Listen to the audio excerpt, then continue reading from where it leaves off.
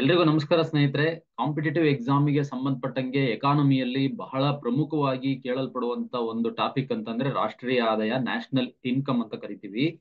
ಈ national income ಏನಿದೆ, ಇದನ್ನ ಬಹಳ ಪ್ರಮುಖವಾದಂತ ಟಾಪಿಕ್ ಅಂತೇಳಿ ಕನ್ಸಿಡರ್ ಮಾಡ್ತಾರೆ.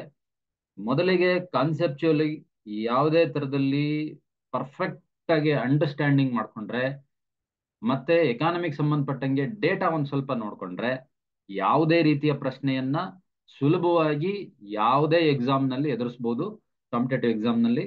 ಸೊ ಅದಕ್ಕೆ ಸಂಬಂಧಪಟ್ಟಂಗೆ ಫಸ್ಟ್ ರಾಷ್ಟ್ರೀಯ ಆದಾಯ ಅಂದ್ರೆ ಏನು ಅಂತ ನೋಡ್ತಾ ಹೋಗೋಣ. ಒಂದು ದೇಶದಲ್ಲಿ ಒಂದು ವರ್ಷ, ಒಂದು ಫೈನಾನ್ಷಿಯಲ್ ಇಯರ್ ಅಂತ ಕರೀತಾರೆ, ಒಂದು ಹಣಕಾಸು ವರ್ಷ. ಈ ಒಂದು ಹಣಕಾಸು ವರ್ಷದಲ್ಲಿ ಉತ್ಪಾದನೆ ಮಾಡಲಾದಂತಹ ಸರಕು ಮತ್ತೆ ಸೇವೆಗಳು ಎರಡೂ ಸೇರ್ಕೊಂಡಿರುತ್ತೆ. ಇದರ ವಿತ್ತೀಯ ಮೌಲ್ಯ ಅಂದ್ರೆ ಹಣಕಾಸಿನ ಮೌಲ್ಯ ಅಂದ್ರೆ ಎಷ್ಟು ಸರಕು ಮತ್ತು ಸೇವೆಗಳನ್ನ ಮಾಡಿದರೆ, ಎಷ್ಟು ರೂಪಾಯಿ ಮಾಡಿದ್ದಾರೆ ಅನ್ನೋದೇ ರಾಷ್ಟ್ರೀಯ ಆದಾಯ ಅಂತ ಅರ್ಥ. ಇದು ಒಂದು ದೇಶದಲ್ಲಿ ಒಂದು ವರ್ಷದಲ್ಲಿ ಎಲ್ಲಾ ಆರ್ಥಿಕ ಚಟುವಟಿಕೆಗಳು, ಅದು ಇದು ಅಂತಲ್ಲ, ಎಲ್ಲ ರೀತಿಯ ಆರ್ಥಿಕ ಚಟುವಟಿಕೆಗಳು ಏನಿದಾವೆ, ಆರ್ಥಿಕ ಚಟುವಟಿಕೆಗಳಿಂದ ಪಡೆದಂತ ಆದಾಯದ ಮೊತ್ತ ಅಂತ ಕರಿತೀವಿ. ಈ ಆದಾಯ ಏನಿದೆ, ಈ ರಾಷ್ಟ್ರೀಯ ಆದಾಯ ಅಂತ ಏನ್ ಕರಿತೀವಲ್ಲ, ಈ ರಾಷ್ಟ್ರೀಯ ಆದಾಯ ಏನಿದೆ, ಈ ರಾಷ್ಟ್ರೀಯ ಆದಾಯ ಆ ರಾಷ್ಟ್ರದ ಪ್ರಗತಿಯ ಸೂಚಕ ಅಂತ ಕರೀತಾರೆ. ಇದನ್ನ ಮೊದಲನೇ ಬಾರಿಗೆ ಸೈಮನ್ ಕುಜ್ನೆಟ್ ಎನ್ನುವಂತಹ ಅರ್ಥಶಾಸ್ತ್ರಜ್ಞ 1934ರಲ್ಲಿ ಹೇಳ್ತಾರೆ. ಯಾವುದೇ ಒಂದು ರಾಷ್ಟ್ರದ ರಾಷ್ಟ್ರೀಯ ಆದಾಯ ಆ ರಾಷ್ಟ್ರದ ಪ್ರಗತಿಯ ಸೂಚಕ ಅಂತೇಳಿ 1934ರಲ್ಲಿ GDP ಪರಿಕಲ್ಪನೆಯನ್ನ ಪ್ರಗತಿಯ ಸೂಚಕವಾಗಿ ನೀಡುತ್ತಾರೆ, ಸೈಮನ್ ಕುಜ್ನೆಟ್ ಅಂತೇಳಿ. ಇದು ಬಹಳ ಪ್ರಮುಖವಾಗಿ ಮೀನಿಂಗ್ ಅನ್ನ ಅರ್ಥ ಮಾಡ್ಕೋಬೇಕಾಗಿರುವಂತದ್ದು. ಒಂದು ರಾಷ್ಟ್ರದಲ್ಲಿ ಒಂದು ವರ್ಷದಲ್ಲಿ ಉತ್ಪಾದನೆಯಾದ ಸರಕು ಮತ್ತು ಸೇವೆಗಳ ಹಣಕಾಸಿನ ಮೌಲ್ಯ ಅಂತ ಹೇಳಿದ್ರೆ ಮುಗೀತು. ನೆಕ್ಸ್ಟ್ ಈ ಆದಾಯ ಅಂತ ಏನಿದೆಯಲ್ಲ, ರಾಷ್ಟ್ರೀಯ ಆದಾಯ, ಇದನ್ನ ಒಂದು ಅಸಂಪ್ಷನ್ ಬೇಸ್ ಮೇಲೆ, ಅಂದ್ರೆ ಒಂದು ಕಲ್ಪನೆಯ ಆಧಾರದ ಮೇಲೆ, ಒಂದು ಪ್ರಾಕ್ಟಿಕಲ್ ಕಲ್ಪನೆಯ ಆಧಾರದ ಮೇಲೆ ಒಂದು ಆದಾಯ ಏನಿದೆ, ರಾಷ್ಟ್ರೀಯ ಆದಾಯ ವೃತ್ತಾಕಾರದಲ್ಲಿ ಹರಿವಿನಲ್ಲಿರುತ್ತೆ. ಹರಿವು ಅಂತಂದ್ರೆ ಚಲನೆ ಅಂತ ಕರಿತೀವಿ. ವೃತ್ತಾಕಾರದಲ್ಲಿ ಚಲನೆ ಇರುತ್ತಂತೆ. ಅಂದ್ರೆ ಯಾವ ರೀತಿ? ಈ ಪರಿಕಲ್ಪನೆ ಏನಿದೆ, ಈ ಟಾಪಿಕ್ ಏನಿದೆ, ಈ ಟಾಪಿಕ್ಗೆ ಒಂದಷ್ಟು ಅಸಂಪ್ಷನ್ಸ್ ಗಳನ್ನ ಹಾಕೊಳ್ತಾರೆ. ಏನ್ ಅಸಂಪ್ಷನ್ಸ್ ಅಂದ್ರೆ ಒಂದು ರಾಷ್ಟ್ರದಲ್ಲಿ ಎರಡು ವಲಯಗಳು ಇರ್ತವೆ. ಒಂದು ಹೌಸ್ ಹೋಲ್ಡ್ಸ್, ಇನ್ನೊಂದು ಫಾರ್ಮ್ಸ್. ಒಂದು ಕುಟುಂಬ ವಲಯ, ಇನ್ನೊಂದು ಉದ್ಯಮ ವಲಯ ಅಂತ. ಕನ್ನಡದಲ್ಲಿ ಇದನ್ನ ಕುಟುಂಬ ವಲಯ ಅಂತ ಕರೆದ್ರೆ, ಜನರು ಇದನ್ನ ಉದ್ಯಮ ವಲಯ ಅಂತ ಕರೀತಾರೆ. ಎರಡು ವಲಯಗಳು ಒಂದು ರಾಷ್ಟ್ರದಲ್ಲಿ ಅಥವಾ ಒಂದು ಆರ್ಥಿಕತೆಯಲ್ಲಿ ಇರುತ್ತೆ ಅಂತ ಒಂದು ಊಹೆ, ಕಲ್ಪನೆಗಳು. ಇದರ ಆಧಾರದ ಮೇಲೆ ಒಂದು ರಾಷ್ಟ್ರದಲ್ಲಿ ಹೇಗೆ ಆದಾಯ ಹರಿವಾಗುತ್ತೆ, ಚಲನೆ ಇರುತ್ತೆ ಅಂತ ಹೇಳೋದು. ಇಲ್ಲಿ ಹೌಸ್ ಹೋಲ್ಡ್ಸ್ ಇದಾರಲ್ಲ, ಕುಟುಂಬ ವಲಯ ಇದೆಯಲ್ಲ, ಇಡೀ ರಾಷ್ಟ್ರದ ಜನ, ಇವ್ರು ಏನ್ ಮಾಡ್ತಾರೆ, ಬೇಸಿಕ್ ಕರ್ತವ್ಯ ಏನ್ ಇವ್ರದು ಅಂತಂದ್ರೆ, ಮೊದಲನೇ ಬಾರಿಗೆ ನೋಡಿ, ಒಂದನೇದು ಇದನ್ನ ಕಳ್ಸ್ಕೊಡೋಣ. ಫ್ಯಾಕ್ಟರ್ಸ್ ಫಾರ್ ಪ್ರೊಡಕ್ಷನ್ ಅಂದ್ರೆ ಉತ್ಪಾದನಾಂಗಗಳು ಅಂತ ಅರ್ಥ. ಉತ್ಪಾದನಾಂಗಗಳು. ಈ ಉತ್ಪಾದನಾಂಗಗಳು ಯಾವ್ದ್ಯಾವ್ದು? ಉತ್ಪಾದನಾಂಗಗಳು ಭೂಮಿ, ಶ್ರಮ, ಬಂಡವಾಳ ಮತ್ತು ಸಂಘಟನೆ. ಇವು ನಾಲ್ಕನ್ನ ಏನಂತ ಕರಿತೀವಿ? ಉತ್ಪಾದನಾಂಗಗಳು ಅಂತ ಕರಿತೀವಿ. ಈ ಉತ್ಪಾದನಾಂಗಗಳನ್ನ ಪೂರೈಸುವ ಕೆಲಸವನ್ನ ಯಾರು ಮಾಡ್ತಾರೆ? ಜನರು ಮಾಡ್ತಾರೆ. ಯಾರಿಗೆ? ಉದ್ಯಮಗಳಿಗೆ. ಉದ್ಯಮ ನಡಿಬೇಕು ಅಂದ್ರೆ, ಉತ್ಪಾದನೆ ಮಾಡ್ಬೇಕು ಅಂದ್ರೆ ಏನ್ ಬೇಕು? ಭೂಮಿ ಇರಬೇಕು, ಶ್ರಮ ಇರಬೇಕು, ಬಂಡವಾಳ ಬೇಕು, ಸಂಘಟನೆ ಇರಬೇಕು. ಈ ನಾಲ್ಕು ಉತ್ಪಾದನಾಂಗಗಳನ್ನ ಸಪ್ಲೈ ಮಾಡುತ್ತೆ ಮೊದಲನೇದಾಗಿ. ಅದಕ್ಕೋಸ್ಕರ ಈ ಉದ್ಯಮಗಳು ತಗೊಳ್ತವೆ, ಭೂಮಿಯನ್ನ ತಗೊಳುತ್ತೆ, ಶ್ರಮ ತಗೊಳುತ್ತೆ, ಬಂಡವಾಳ ತಗೊಳುತ್ತೆ, ಸಂಘಟನೆ ತಗೊಳುತ್ತೆ. ಹಾಗಾದ್ರೆ ಈ ಹೌಸ್ ಹೋಲ್ಡ್ಸ್ಗೆ, ಕುಟುಂಬಗಳಿಗೆ ಏನ್ ಕೊಡ್ಬೇಕು? ಅವರು ವೇಜ್ ಕೊಡ್ಬೇಕು. ಯಾರಿಗೆ ವೇಜು? ಶ್ರಮ. ಈ ಶ್ರಮಿಕರು ಇರ್ತಾರಲ್ಲ, ಕಾರ್ಮಿಕರಿಗೆ, ಅವರಿಗೆ ಸಂಬಳ ಕೊಡ್ಬೇಕು. ಕೂಲಿ ಅಂತ ಕರಿತೀವಿ. ರೆಂಟ್. ಯಾರಿಗೆ ರೆಂಟು? ಭೂಮಿಗೆ ರೆಂಟ್ ಕೊಡ್ತೀವಿ. ಗೇಣಿ ಅಂತ ಕರೀತಾರೆ ಅಥವಾ ಬಾಡಿಗೆ ಅಂತ ಕರೀತಾರೆ. ಬಂಡವಾಳಕ್ಕೆ ಏನ್ ಸಿಗುತ್ತೆ? ಬಂಡವಾಳಕ್ಕೆ ಬಡ್ಡಿ ಸಿಗುತ್ತೆ. ಬಂಡವಾಳ ತಗೊಂಡ್ಬಂದ್ರೆ ಬಡ್ಡಿ ಕೊಡ್ತಾರೆ ಅವರಿಗೆ. ಸಂಘಟನೆಗೆ ಏನ್ ಸಿಗೋದು? ಡಿವಿಡೆಂಡ್ಸ್, ಲಾಭ ಅಂತ ಕರಿತೀವಿ. ಡಿವಿಡೆಂಡ್ ಸಿಗುತ್ತೆ. ಈ ನಾಲ್ಕನ್ನ ಉದ್ಯಮಗಳು ಏನ್ ಮಾಡ್ತಾರೆ? ಪ್ರತಿಫಲವಾಗಿ ಇವರಿಗೆ ಕೊಡ್ತಾರೆ. ಪ್ರತಿಫಲವಾಗಿ ಕೊಟ್ಟು ಏನ್ ಮಾಡ್ತಾರೆ ಇವರು? ಉತ್ಪಾದನೆ ಮಾಡ್ತಾರೆ. ಏನನ್ನು ಉತ್ಪಾದನೆ ಮಾಡ್ತಾರೆ? ಸರಕು ಮತ್ತು ಸೇವೆಗಳನ್ನು ಉತ್ಪಾದನೆ ಮಾಡ್ತಾರೆ. ಈ ಸರಕು ಇದು ಎರಡನೇದು. ಈ ಸರಕು ಮತ್ತು ಸೇವೆಗಳನ್ನ ಏನು ವಾಪಸ್ ಇವರು ಪ್ರತಿಫಲವಾಗಿ ಆ ಕೂಲಿ ಕೊಡೋದು, ಗೇಣಿ ಕೊಡೋದು, ಲಾಭ ಕೊಡೋದು, ಬಡ್ಡಿಯನ್ನ ಹರಿಸೋದು, ಇದು ಎರಡನೇದು. ಮೂರನೇದಾಗಿ ಇವರು ಉದ್ಯಮಗಳು ಈ 4 ಉತ್ಪಾದನಾಂಗಗಳನ್ನ ತಗೊಂಡು ಇವರಿಗೆ ಪ್ರತಿಫಲಗಳನ್ನ ನೀಡಿ ಏನ್ ಮಾಡ್ತಾರೆ? ಉತ್ಪಾದನೆ ಮಾಡೋದು, ಸರಕು ಮತ್ತು ಸೇವೆಗಳ ಉತ್ಪಾದನೆ, ಗೂಡ್ಸ್ ಅಂಡ್ ಸರ್ವಿಸಸ್. ಮೂರನೇದಾಗಿ ಇದು ಸರಕು ಮತ್ತು ಸೇವೆಗಳನ್ನ ಉತ್ಪಾದನೆ ಮಾಡಲಾಗುತ್ತೆ. ಆಯ್ತು, ಸರಕು ಮತ್ತು ಸೇವೆಗಳನ್ನು ಉತ್ಪಾದನೆ ಮಾಡಿ ಪೂರೈಕೆ ಮಾಡ್ತಾರಲ್ಲ, ಸುಮ್ನೆ ಪುಕ್ಸಟ್ಟೆ ಪೂರೈಕೆ ಮಾಡ್ತಾರ? ಇಲ್ಲ, ಅದಕ್ಕೆ ಬೆಲೆ ಇಟ್ಟು ಪೂರೈಕೆ ಮಾಡ್ತಾರೆ ಜನರಿಗೆ. ಕುಟುಂಬ ವಲಯ ಅಂದ್ರೆ ಜನರಿಗೆ ಬೆಲೆ ಇಟ್ಟು ಪೂರೈಕೆ ಮಾಡಿದಾಗ ಏನಾಗುತ್ತೆ? ಇವರು ಕನ್ಸ್ಯೂಮರ್ಸ್ಗಳು, ಈ ಹೌಸ್ ಹೋಲ್ಡ್ಸ್ ಗಳಂದ್ರೆ ಇವರು ಕನ್ಸ್ಯೂಮರ್ಸ್ಗಳು ಎಕ್ಸ್ಪೆಂಡಿಚರ್ ಮಾಡ್ತಾರೆ. ಏನಕ್ಕೆ? ಈ ಸರಕು ಸೇವೆಗಳನ್ನ ಕೊಂಡುಕೊಳ್ಳಿಕ್ಕೆ, ದುಡ್ಡು ಕೊಟ್ಟು ಕೊಂಡ್ಕೊಳ್ಳಿಕ್ಕೆ ವೆಚ್ಚ ಮಾಡ್ತಾರೆ, ಕನ್ಸಂಪ್ಷನ್ ಎಕ್ಸ್ಪೆಂಡಿಚರ್ ಮಾಡ್ತಾರೆ. ಈ ಎಕ್ಸ್ಪೆಂಡಿಚರ್ ಎಲ್ಲಿ ಹೋಗುತ್ತೆ? ಇವ್ರಿಗೆ ಬರುತ್ತೆ. ಅಂದ್ರೆ ಇವರು ಮಾರಾಟ ಮಾಡ್ತಾರೆ, ಇವ್ರಿಗೆ ದುಡ್ಡು ಕೊಟ್ಟು ತಗೋತಾರೆ ಅಷ್ಟೇ. ಇದೇ ರೀತಿ ಇವರು ಉತ್ಪಾದನಾಂಗಗಳನ್ನ ಪೂರೈಸ್ತಾ ಇರ್ತಾರೆ, ಇವರು ವಾಪಸ್ ಪ್ರತಿಫಲವಾಗಿ ದುಡ್ಡು ಕೊಡ್ತಾ ಇರ್ತಾರೆ. ಆ ದುಡ್ಡನ್ನ ಇವ್ರೇನ್ ಮಾಡ್ತಾರೆ? ಇಲ್ಲಿಗೆ ಎಕ್ಸ್ಪೆಂಡಿಚರ್ ಮಾಡ್ತಾರೆ. ಅದಕ್ಕೋಸ್ಕರ ಇವ್ರು ಏನ್ ಮಾಡ್ತಾರೆ? ಸರಕು ಸೇವೆಗಳನ್ನ ಪೂರೈಕೆ ಮಾಡ್ತಾರೆ. ಇದು ಹರಿವು. ಇದೇ ರೀತಿಯಲ್ಲಿ ಹೌಸ್ ಹೋಲ್ಡ್ಸ್ ಇಂದ ಫರ್ಮ್ಸ್ಗೆ, ಫರ್ಮ್ಸ್ ಇಂದ ಹೌಸ್ ಹೋಲ್ಡ್ಸ್ಗೆ ಇದು ಹರಿವಾಗ್ತಾ ಇರುತ್ತೆ, ಚಲನೆಯಲ್ಲಿರುತ್ತೆ. ವೃತ್ತಾಕಾರದಲ್ಲಿ ಒಂದು ರಾಷ್ಟ್ರದ ಆದಾಯ ಈ ರೀತಿಯಾಗಿ ಚಲನೆಯಲ್ಲಿರುತ್ತೆ. ಇಲ್ಲಿ ಬಹಳ ಪ್ರಮುಖವಾಗಿ ಎಕ್ಸ್ಪೋರ್ಟ್ ಆಗುತ್ತೆ, ಇಂಪೋರ್ಟ್ ಆಗುತ್ತೆ ಅನ್ನೋದನ್ನ ಕನ್ಸಿಡರ್ ಮಾಡಿಲ್ಲ.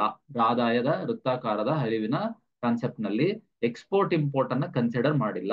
ಇಲ್ಲಿ ಕೇವಲ 2 ವಲಯಗಳಿರುತ್ತೆ ಅನ್ನುವಂತಹ ಅಸಂಪ್ಷನ್ ಬೇಸ್ ಮೇಲೆ ಈ ಟಾಪಿಕ್ ಅನ್ನ ಕೊಟ್ಟಿರುವಂತದ್ದು. ಇನ್ನೂ ಸ್ವಲ್ಪ ಚೆನ್ನಾಗಿ ಅರ್ಥ ಮಾಡ್ಕೊಳ್ಳೋದಾದ್ರೆ ನೋಡಿ, ಇಲ್ಲಿದೆ ಹೌಸ್ ಹೋಲ್ಡ್ಸ್ ಇದೆ, ಆದಾಯದ ವೃತ್ತಾಕಾರದ ಹರಿವನ್ನ ಇನ್ನೊಂದು ಸ್ವಲ್ಪ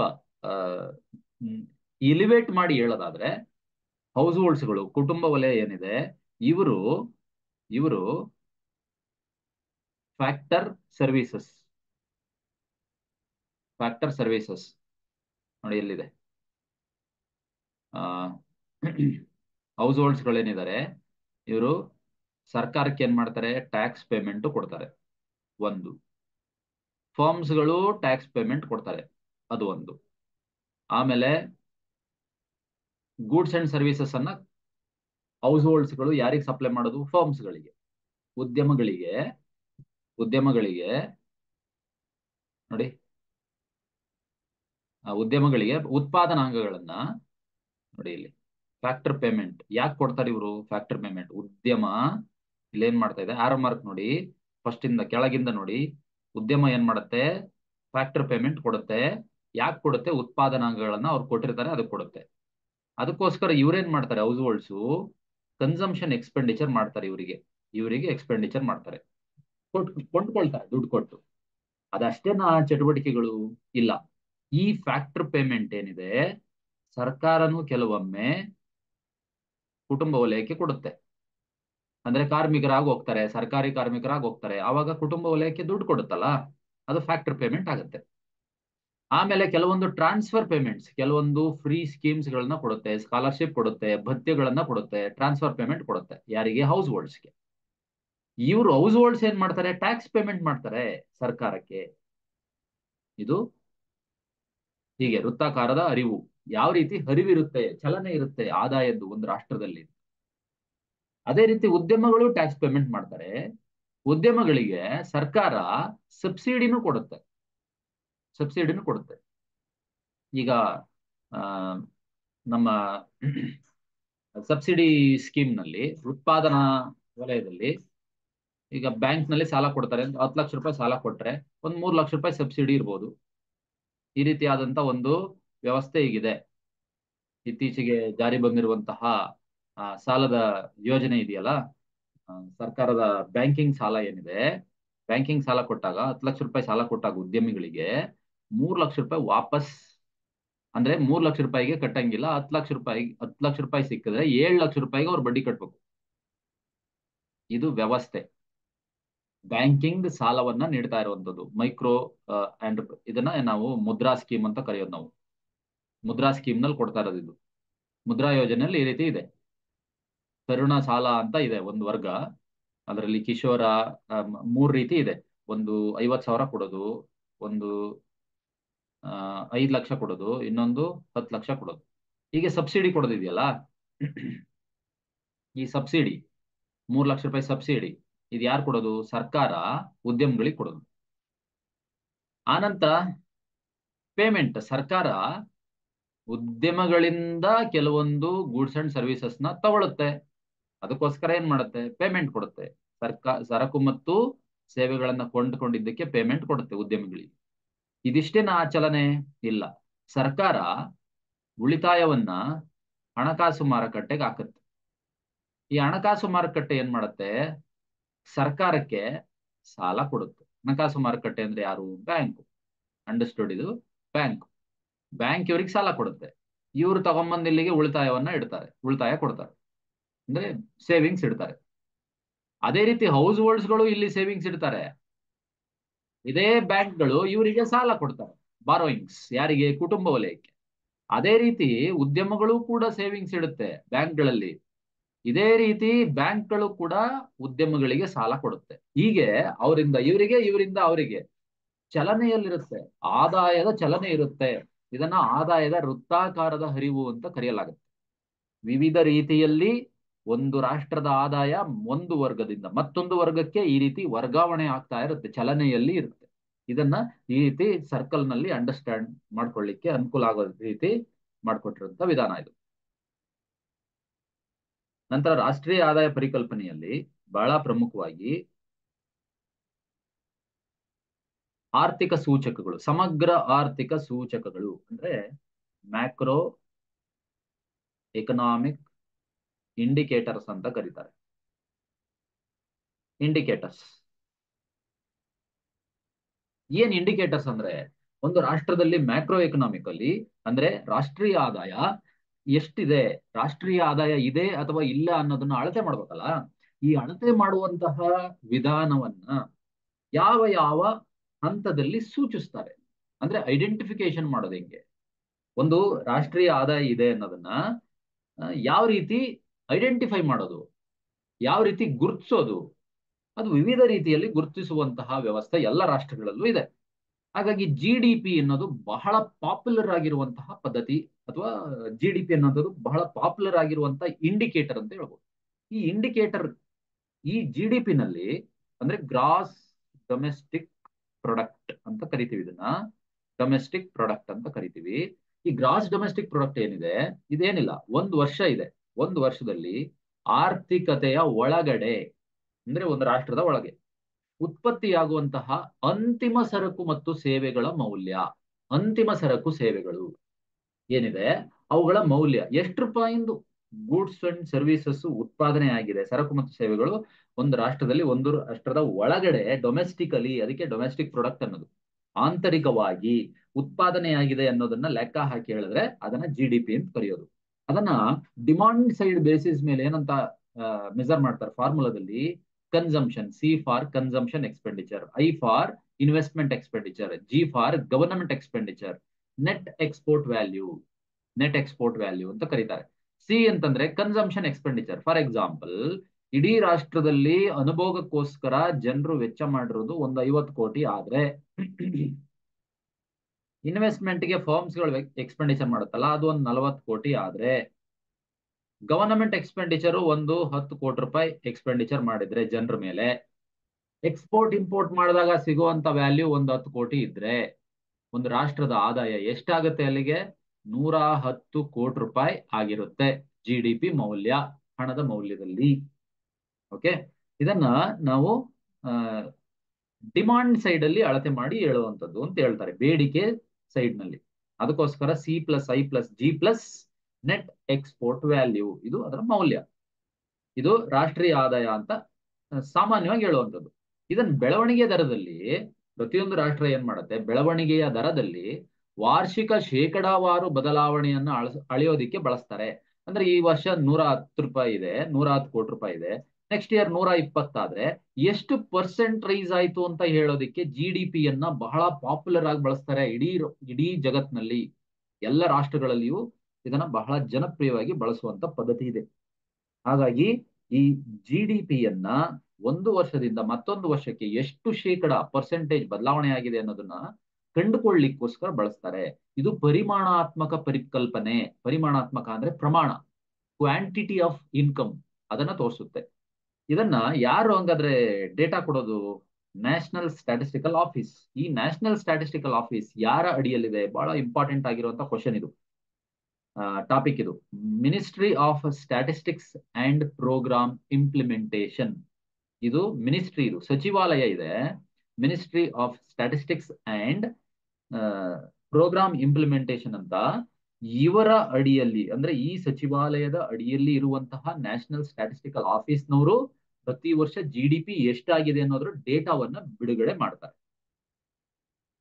ಅಲ್ಲಿಗೆ GDPಯ ಅಂಶ ಇಲ್ಲಿಗೆ ಮುಗೀತು. ನೆಕ್ಸ್ಟ್ ಬಂದಾಗ GDPಗೆ ಸಂಬಂಧಪಟ್ಟಂಗೆ ಕೆಲವು ಡೇಟಾ ನೋಡಿದಾಗ 2021-22ರಲ್ಲಿ ಭಾರತದ GDP ಕೊರೋನಾ ಎಫೆಕ್ಟ್ ಇಂದ 4.1% ಬಂದಿದೆ. ಆರ್ಥಿಕ ಹಿಂಜರಿತ. ಕೊರೋನಾ ಎಫೆಕ್ಟ್ 2021ಕ್ಕೆ ಹೊರಟೋಗುತ್ತೆ, 21-22ರಲ್ಲಿ ಅಂತ್ಯ ಆಗ್ತಾ ಹೋಗುತ್ತೆ. 4.1% ಇತ್ತು. ಅದರ ಕೊರೋನಾ ಎಫೆಕ್ಟು ಇತ್ತು, ಜೊತೆಗೆ ಆರ್ಥಿಕ ಹಿಂಜರಿತ ಕೂಡ ಇತ್ತು. ಫ್ರಮ್ 5.4% ಇಂದ ಥರ್ಡ್ ಕ್ವಾರ್ಟರ್. ಅಂದ್ರೆ ಥರ್ಡ್ ಕ್ವಾರ್ಟರ್ ಅಂದ್ರೆ ಒಂದು ವರ್ಷವನ್ನ 3 ಭಾಗ ಮಾಡೋದು. 3 ಕ್ವಾರ್ಟರ್ಲಿ ಅಂದ್ರೆ 3 ತಿಂಗಳಿಗೆ ಒಂದ್ಸರಿ. Next 3 months, next 3 months, next 3 months. ಮೊದಲನೇ ಕ್ವಾರ್ಟರ್ ಈ ಏಪ್ರಿಲ್ ಇದೆಯಲ್ಲ, ಏಪ್ರಿಲ್ ಇಂದ ಹಣಕಾಸು ವರ್ಷ ಆರಂಭ ಆಗುತ್ತೆ. ಏಪ್ರಿಲ್ ಇಂದ ಮಾರ್ಚ್ 31ಕ್ಕೆ ಆರಂಭ ಆಗುತ್ತೆ. April, May, June first quarter. July, August, September second quarter. October, November, December third quarter. ಜನವರಿ, ಫೆಬ್ರವರಿ, ಮಾರ್ಚ್ ಫೋರ್ತ್ ಕ್ವಾರ್ಟರ್. ಓಕೆ, ಇಲ್ಲಿ ಥರ್ಡ್ ಕ್ವಾರ್ಟರ್ ಇದೆಯಲ್ಲ, ಈ ಥರ್ಡ್ ಕ್ವಾರ್ಟರ್ ಅಲ್ಲಿ 5.4% ಆಗಿತ್ತು.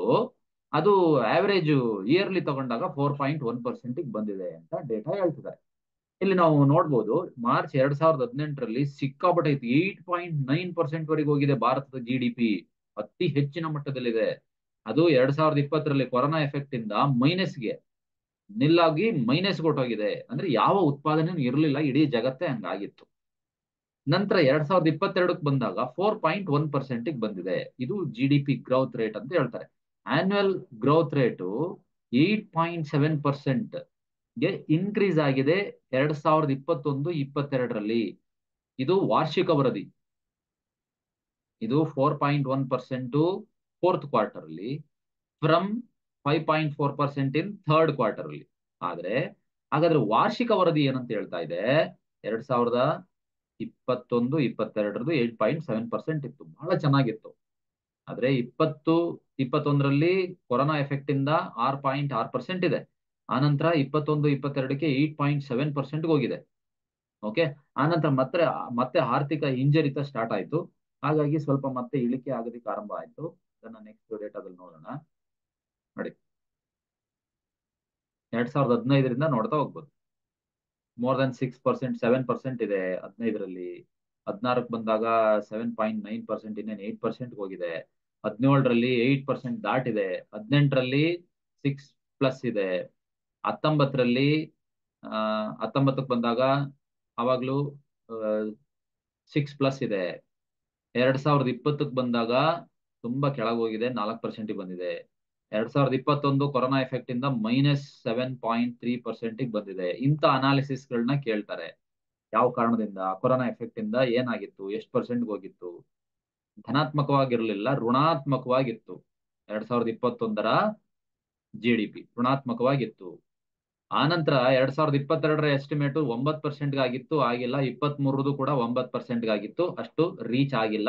NSO ಕೊಟ್ಟಿರೋ data, national statistical office NSO ಕೊಟ್ಟಿರೋ ಡೇಟಾ ಇದು. ಪ್ರಾಜೆಕ್ಟ್ ಮಾಡಿದ್ರು, ಆದ್ರೆ 2023ರಲ್ಲಿ ಅಷ್ಟು ರೀಚ್ ಆಗ್ಲಿಲ್ಲ. 9% ಅಂತ ಎಕ್ಸ್ಪೆಕ್ಟೆಡ್ ಟು ಗ್ರೋ ಇದು, ಆದ್ರೆ ಅಷ್ಟು ರೀಚ್ ಆಗಿಲ್ಲ. ಓಕೆ, ನೆಕ್ಸ್ಟ್ IMF ಏನಂತ ಪ್ರೊಜೆಕ್ಟ್ ಮಾಡಿ ಹೇಳಿತ್ತು ಇದೇ GDPಯನ್ನ. ನೋಡಿ, GDPಯನ್ನ ಇಡೀ ಜಗತ್ತಿನಾದ್ಯಂತ ಬಳಸಲಾಗುತ್ತೆ. ಯಾತಕ್ಕೋಸ್ಕರ ಅಂತಂದ್ರೆ ರಾಷ್ಟ್ರದ ಆದಾಯವನ್ನ ಮೆಜರ್ ಮಾಡ್ಲಿಕ್ಕೆ.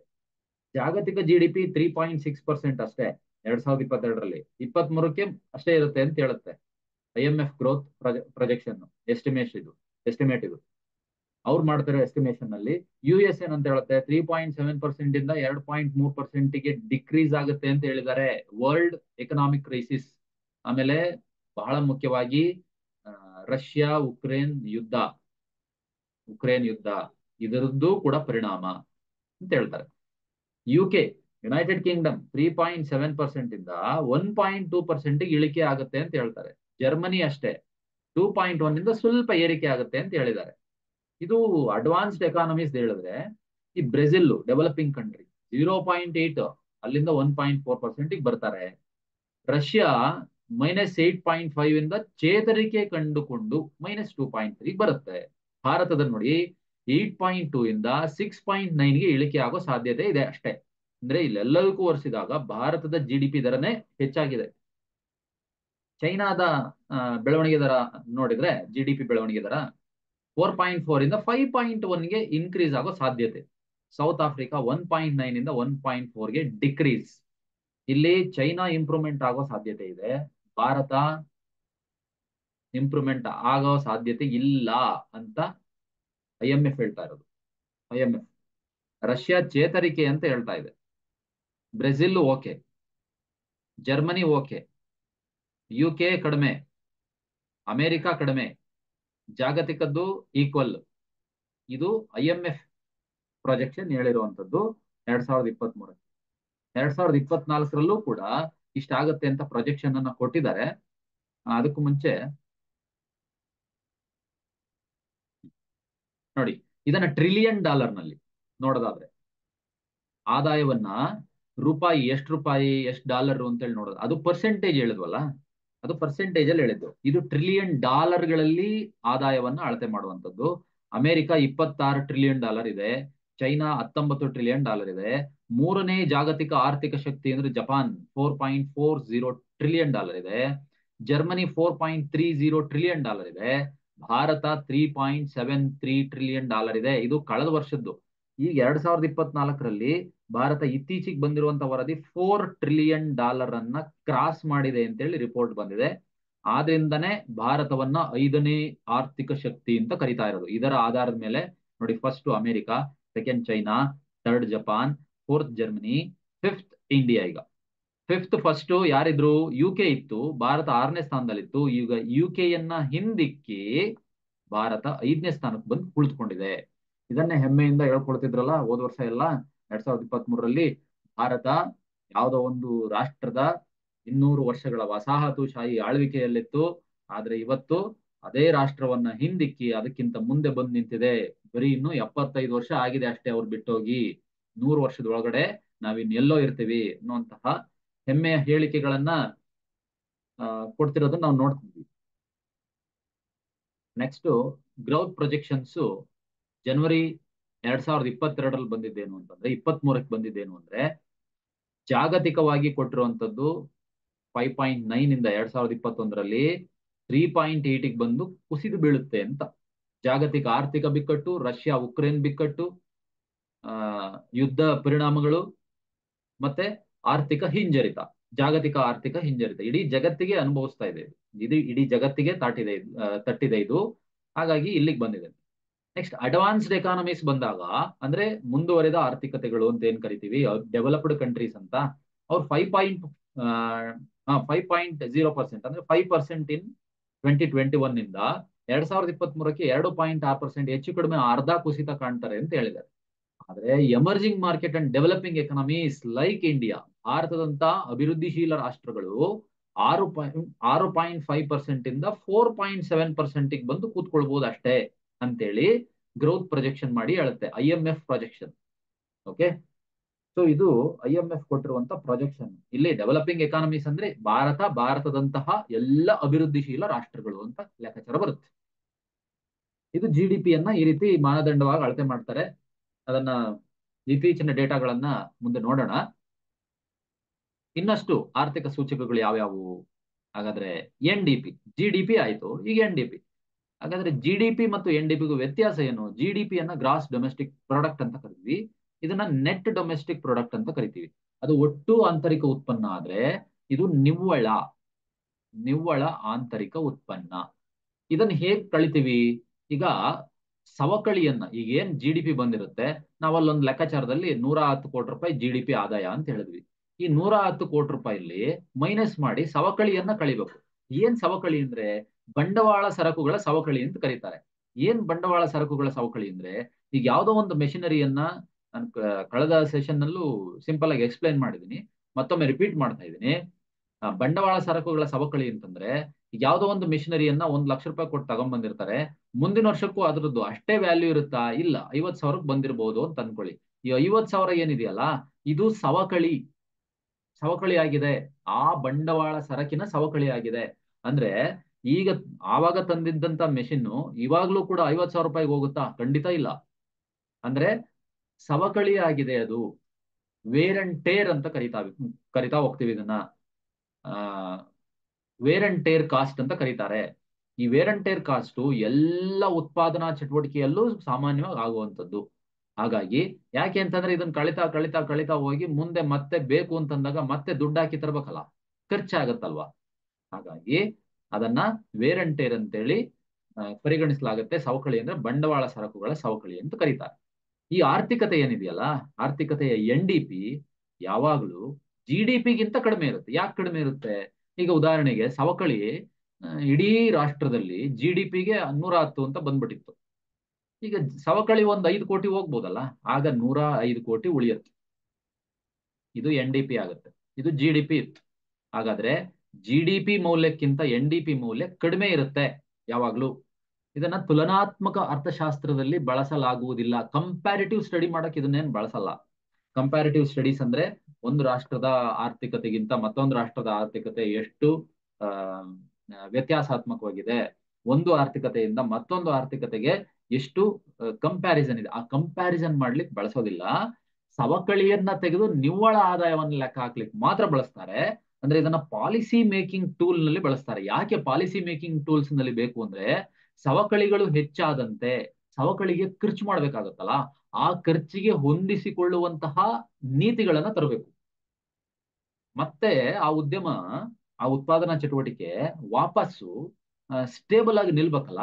ಅದಕ್ಕೋಸ್ಕರ ಪಾಲಿಸಿ ಮೇಕಿಂಗ್ ಟೂಲ್ ನಲ್ಲಿ ಇದನ್ನ ಬಳಸ್ಕೊಂಡ್ರೆ ನೆಕ್ಸ್ಟ್ ಮುಂದಿನ ಹಂತಗಳಲ್ಲಿ, ಈಗ ಯಾವುದೋ ಒಂದು ಮೆಷಿನರಿ ಲಾಸ್ ಆಯ್ತು ಅಂತಂದ್ರೆ ಅವನಿಗೆ ಸಬ್ಸಿಡಿ ಅಥವಾ ಇನ್ಯಾವುದೋ ಸಾಲ ಮತ್ತೊಂದು ರೀತಿಯಲ್ಲಿ ಮತ್ತೊಂದು ಮೆಷಿನರಿಯನ್ನ ತಂದು ಆ ಉತ್ಪಾದನೆಯ ಚಟುವಟಿಕೆಯನ್ನ ಮುಂದುವರಿಸ್ಲಿಕ್ಕೆ ಸಹಕಾರ ಆಗತ್ತೆ. ಆದ್ರಿಂದ ಇದನ್ನ ಪಾಲಿಸಿ ಮೇಕಿಂಗ್ ಟೂಲ್ ನಲ್ಲಿ ಬಳಸ್ತಾರೆ, ಎನ್ ಡಿ ಪಿ ಯನ್ನ. ಓಕೆ, ನಂತರ ಬಂದಾಗ ಜಿ ಎನ್ ಪಿ. ಒಂದು ಜಿ ಡಿ ಪಿ ಆಯ್ತು, ಇನ್ನೊಂದು ಎನ್ ಡಿ ಪಿ ಆಯ್ತು. ಜಿ ಡಿ ಪಿ ಅಂದ್ರೆ ಒಟ್ಟು, ಎನ್ ಡಿ ಪಿ ಅಂದ್ರೆ ನಿವ್ವಳ. ನಿವ್ವಳ ಬೇಕು ಅಂದ್ರೆ ಸವಕಳಿ ತೆಗಿಬೇಕು ಅಂತ ಆಯ್ತು. ಈಗ ಜಿ ಎನ್ ಪಿ ಅಂದ್ರೆ ಹಿಂಗೆ ಗ್ರಾಸ್ ನ್ಯಾಷನಲ್ ಪ್ರಾಡಕ್ಟ್ ಅಂತ ಕರೀತಾರೆ. Gross national product. National gross, G ಅಂದ್ರೆ ಗ್ರಾಸ್ ನ್ಯಾಷನಲ್ ಪ್ರಾಡಕ್ಟ್ ಅಂತ ಕರೀತಾರೆ. ಅಂದ್ರೆ ಒಟ್ಟು ರಾಷ್ಟ್ರೀಯ ಆದಾಯ. ಏನಿದು ಒಟ್ಟು ರಾಷ್ಟ್ರೀಯ ಆದಾಯ ಅಂದ್ರೆ, ಒಂದು ಆರ್ಥಿಕ ವರ್ಷ ಇದೆ ಅಂದ್ರೆ ಫೈನಾನ್ಷಿಯಲ್ ಇಯರ್ ಇದೆ. ಒಂದು ವರ್ಷದಲ್ಲಿ, ಆರ್ಥಿಕ ವರ್ಷದಲ್ಲಿ ಉತ್ಪತ್ತಿಯಾಗುವಂತಹ ಅಂತಿಮ ಸರಕು ಮತ್ತು ಸೇವೆಗಳು, ಅಂತಿಮ ಸರಕು ಮತ್ತು ಸೇವೆಗಳ ಮೌಲ್ಯ ಎಷ್ಟು, ಮತ್ತು ವಿದೇಶದಿಂದ ಬರುವಂತ ನಿವ್ವಳ ಅಂಶ, ಅದ ಉತ್ಪಾದನಾಂಗ ಆದಾಯ ಅಂತ ಕರಿತೀವಿ ಇದನ್ನ. ಉತ್ಪಾದನಾಂಗಗಳ ಆದಾಯ, ನಿವ್ವಳ ಅಂಶ ಅಂತ ಕರೀತಾರೆ. ನಿವ್ವಳ ಉತ್ಪಾದನಾಂಗಗಳ ಆದಾಯ ಅಥವಾ ನಿವ್ವಳ ಅಂಶ ಅಂತಾನೆ ಅನ್ಕೊಳ್ಳೋಣ. ಹೆಂಗೆ ಇದು ವಿದೇಶದಿಂದ ಬರುವ ಆದಾಯ ಅಂದ್ರೆ ಯಾವ್ದು? ನೋಡಿ, ಜಿ ಡಿ ಪಿ ನಲ್ಲಿ ಏನಂತ ಹೇಳಿದ್ವಿ, ಒಂದು ಆರ್ಥಿಕ ವರ್ಷದಲ್ಲಿ ಉತ್ಪತ್ತಿಯಾಗುವ ಅಂತಿಮ ಸರಕು ಮತ್ತು ಸೇವೆಗಳ ಮೌಲ್ಯವನ್ನ ಜಿ ಡಿ ಪಿ ಅಂತ ಕರೆದ್ವಿ. ಇಲ್ಲೇನ್ ಆಡ್ ಆಯ್ತು? ಗ್ರಾಸ್ ನ್ಯಾಷನಲ್ ಪ್ರಾಡಕ್ಟ್ ಅಲ್ಲಿ ವಿದೇಶದಿಂದ ಬರುವ ನಿವ್ವಳ ಆದಾಯ ಆಡ್ ಆಗಿದೆ ಅಷ್ಟೇ. ಹಾಗಾದ್ರೆ ವಿದೇಶದಿಂದ ಬರುವ ಆದಾಯ ಏನು? ಈಗ ಒಬ್ಬ ರಾಷ್ಟ್ರದಲ್ಲಿ ವ್ಯಕ್ತಿ ಇರ್ತಾನೆ, ಅಂದ್ರೆ ಜನರು ಇರ್ತಾರೆ. ಅವರು ಬೇರೆ ರಾಷ್ಟ್ರಕ್ಕೆ ಹೋಗಿ ದುಡಿಮೆ ಮಾಡಿದಾಗ ಅಲ್ಲಿ ಖಾಸಗಿ ರವಾನೆಗಳು, ಪ್ರೈವೇಟ್ ರೆಮಿಟೆನ್ಸಸ್ ಅಂತ ಕರೀತಾರೆ, ಅವ್ರು ಅಲ್ಲಿಂದ ದುಡ್ಡು ಕಳಿಸ್ಕೊಡ್ತಾರೆ. ಅದು ನಮ್ಮ ರಾಷ್ಟ್ರಕ್ಕೆ ಆದಾಯ ಆಗಿ ಪರಿಗಣಿಸುತ್ತೆ. ನೆಕ್ಸ್ಟ್ ಬಾಹ್ಯ ಸಾಲಗಳ ಮೇಲಿನ ಬಡ್ಡಿ. ಬಾಹ್ಯ ಸಾಲಗಳ ಅಂದ್ರೆ, ನಾವು ಸಾಲ ಕೊಟ್ಟಿರ್ತೀವಿ, ನಮ್ಮ ರಾಷ್ಟ್ರದವರು ಬ್ಯಾಂಕ್ಗಳು ಅಥವಾ ಸರ್ಕಾರ ಸಾಲ ಕೊಟ್ಟಿರುತ್ತೆ, ಅದರಿಂದ ಬಡ್ಡಿ ಬರುತ್ತಲ್ಲ, ಅದು ನಮಗೆ ಆದಾಯ ಆಗುತ್ತೆ. ನಾವು ನಿವ್ವಳ ಸಾಲಗಾರರಾಗಿರೋದ್ರಿಂದ ಭಾರತ ನಕಾರಾತ್ಮಕತೆಯನ್ನ ಎದುರಿಸ್ತಿದೆ. ಇದು ಪರ್ಟಿಕ್ಯುಲರ್ ಕರೆಂಟ್ ಅಫೇರ್ಸ್ ಪಾಯಿಂಟ್. ನಮಗೆ ಇದು ನೆಗೆಟಿವ್ ಆಗಿದೆ, ಯಾಕಂದ್ರೆ ನಾವು ಬಡ್ಡಿ ತಗೊಳ್ಳೋದಕ್ಕಿಂತ ಬಡ್ಡಿ ಕೊಡ್ತಾ ಇರೋದೇ ಜಾಸ್ತಿ. ಅದಕ್ಕೆ ಬಾಹ್ಯ ಅನುದಾನ ಅಂದ್ರೆ ಫಾರಿನ್ ಕಂಟ್ರೀಸ್ಗಳು, ಫಾರಿನ್ ಆರ್ಗನೈಸೇಷನ್ಸ್ಗಳು ಅನುದಾನವನ್ನ ಕೊಡುತ್ತೆ. ಐಡ್ಸ್, ಎಕ್ಸ್ಟರ್ನಲ್ ಏಡ್ಸ್ ಅಂತ ಕರೀತಾರೆ. ಅನುದಾನ ಕೊಡೋದನ್ನು ಕೂಡ ನಾವು ಆದಾಯವಾಗಿ ಪರಿಗಣಿಸ್ತೀವಿ. ಇದಿಷ್ಟು ವಿದೇಶದಿಂದ ಬರೋ ಆದಾಯ ಒಂದು ರಾಷ್ಟ್ರಕ್ಕೆ. ನಮ್ಮ ರಾಷ್ಟ್ರ ಅಂತಾನೆ ಅಲ್ಲ, ಎಲ್ಲ ರಾಷ್ಟ್ರಗಳಿಗೂ ಬರುವಂತಹ ಮೂಲ ಇದು, ವಿದೇಶದಿಂದ ಬರುವ ಆದಾಯದ ಮೂಲ. ಈ ವಿದೇಶಿಯರ ಆದಾಯ ಏನಿದೆಯಲ್ಲ, ಆದಾಯವನ್ನ ಭಾರತದಲ್ಲಿ GNP ಯಲ್ಲಿ ಸೇರಿಸಿಲ್ಲ.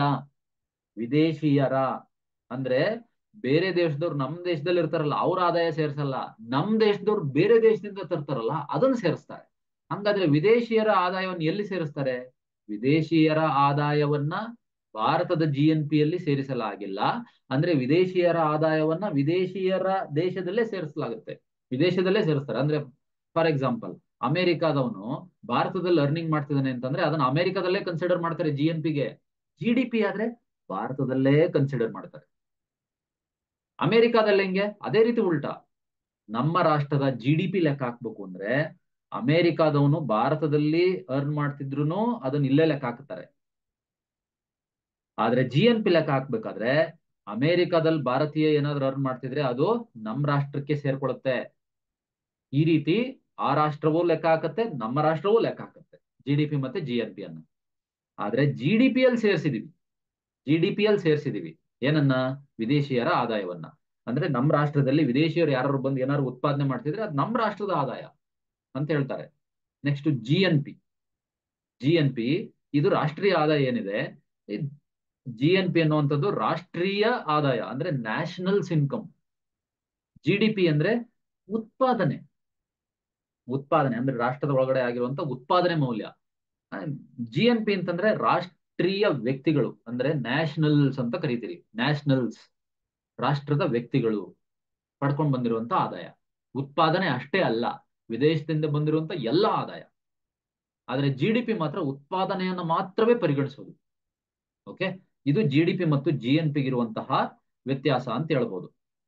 ನೆಕ್ಸ್ಟ್, ಇವೆರಡು GDP ಮತ್ತು GNP-ಗೂ ವ್ಯತ್ಯಾಸಗಳನ್ನ ಒಂದು ಚಾರ್ಟ್ ನಲ್ಲಿ ನೋಡ್ಬೋದು. ಇದನ್ನ ನೆಕ್ಸ್ಟ್ ಸೆಷನ್ ನಲ್ಲಿ ತಗೊಳ್ಳೋಣ.